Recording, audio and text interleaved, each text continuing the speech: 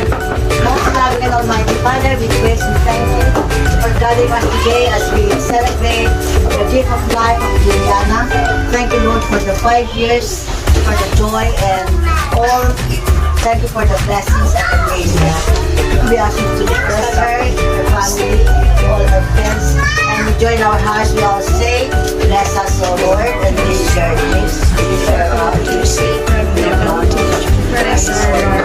Amen.